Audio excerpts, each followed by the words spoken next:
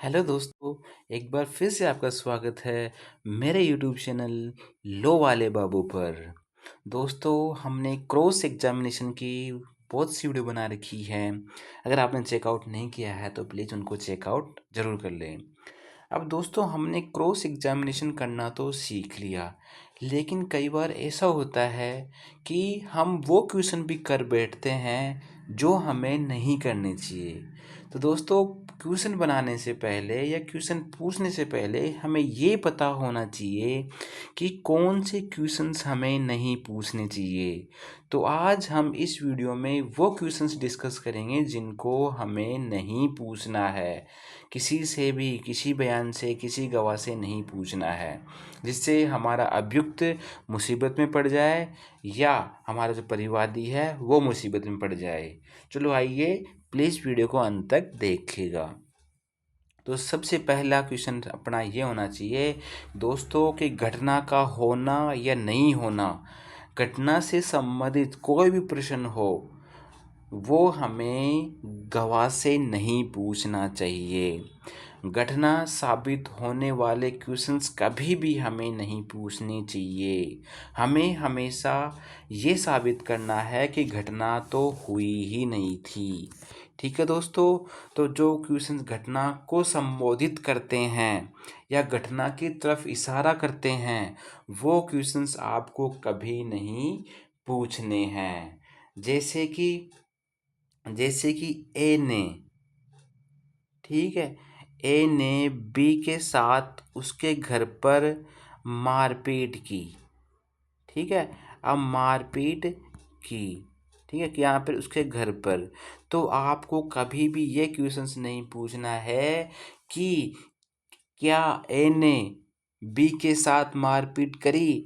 तो ये मारपीट क्या हो गया, ये घटना स्थल हो गया और ये घटना को संबोधित कर रहा है।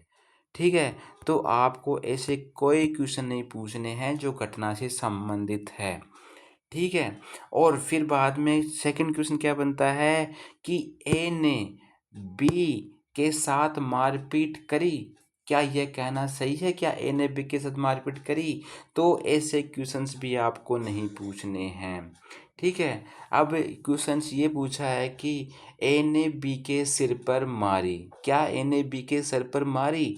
तो ये भी घटना से संबंधित है। तो आपको घटना से संबंधित या घटना को संबोधित करने वाले क्वेश्चंस कभी भी गवाह से नहीं पूछने चाहिए।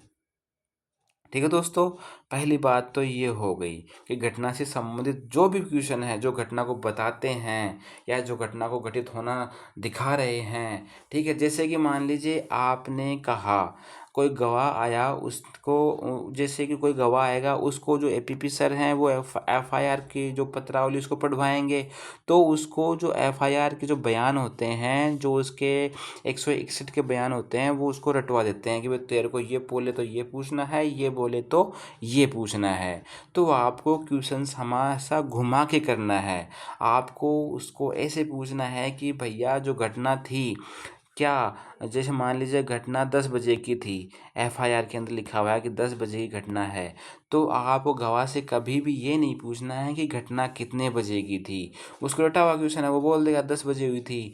तो आपको ये पूछना है कि भैया जब घटना घटित हुई थी तब आपका घर घटना स्थल से कितनी दूर है। वो बोलेगा 15 से 20 किलोमीटर बोलेगा। ठीक है, तो आपको ये बोलना है कि जब आप घटना स्थल पर पहुँचे तब क्या समय हो रहा था। वो बोलेगा 10 बजे। तो फिर वो बोले, आपको बोलना है कि भैया तुम्हारा घर तो 15 से 20 किलोमीटर दूर है, तो तुम 10 बजे इतनी जल्दी कैसे पहुँच गए। इस तरह से आपको क्वेश्चन आस्क करने हैं दोस्तों। ठीक है, अब देखते हैं सेकंड क्वेश्चन क्या नहीं पूछना है। दूसरा क्वेश्चन दोस्तों ये आता है, कभी भी साक्ष्य से या गवाह से आपको स्थान और समय नहीं पूछना है। ठीक है, क्योंकि आपको पता है वो एफआईआर के बयान अपने 161 के बयान पत्रावली में पढ़कर आएगा, तो वो सारी चीज़ें उसकी रटी रटाई होती है।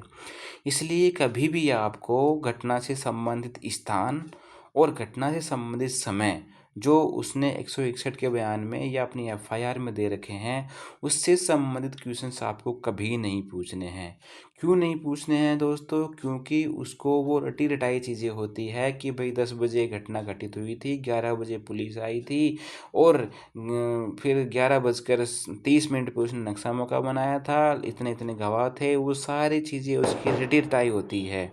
इसलिए आपको कभी भी जिरह करते समय गवाह से स्थान और समय के बारे में कभी नहीं पूछना चाहिए। ठीक है दोस्तों। फिर तीसरी बात देख लेते हैं दोस्तों। फिर तीसरा क्वेश्चन आता है दोस्तों, जो वेरी वेरी इंपॉर्टेंट है, जो आपको कभी किसी गवाह से नहीं पूछना चाहिए। दोस्तों, आपको अभियुक्त का नाम कभी भी नहीं पूछना चाहिए गवाह से। कैसे? जैसे आपने ऐसे पूछा, ठीक है, आपने ऐसे पूछा कि तेरे किसने मारी। जैसे मान लीजिए ए के बी ने मारी और आपने क्वेश्चन पूछ लिया कि भाई तेरे किसने मारी, तो भिड़ते बोल देगा कि भाई साहब मेरे तो बी ने मारी थी। ठीक है, तो यहीं आपका अभियुक्त फंस गया और उसकी सज़ा तय हो गई, उसकी सज़ा फिक्स हो गई कि यहाँ पे इसने अभियुक्त का नाम बता दिया कि भाई ए के सिर में तो बी ने मारी थी। ठीक है, तो दोस्तों इसका हमेशा ध्यान रखना है कि आपको अपने बयान में, अपनी जिरह में कभी भी अभियुक्त का नाम नहीं लेना है गलती से भी, नहीं तो आपका जो अभियुक्त जो बरी होने वाला है वो भी सज़ा उसकी तय हो जाएगी अगर उसका नाम आ गया तो। ठीक है दोस्तों, तो ये कुछ इम्पोर्टेंट क्वेश्चंस थे दोस्तों, जो हमें बयान कराते समय, जिरह कराते समय हमें कभी नहीं पूछने चाहिए। उम्मीद है दोस्तों आपको वीडियो पसंद आई होगी, अच्छी लगी होगी। अच्छी लगे तो प्लीज़ इसको लाइक कर दीजिएगा, चैनल को ज़्यादा से ज़्यादा सब्सक्राइब कर लीजिएगा। तो इसी तरह हम इंटरेस्टिंग वीडियो आप सभी के लिए लेकर आते रहेंगे। तो यहाँ तक वीडियो देखने के लिए thank you so much. Bye bye.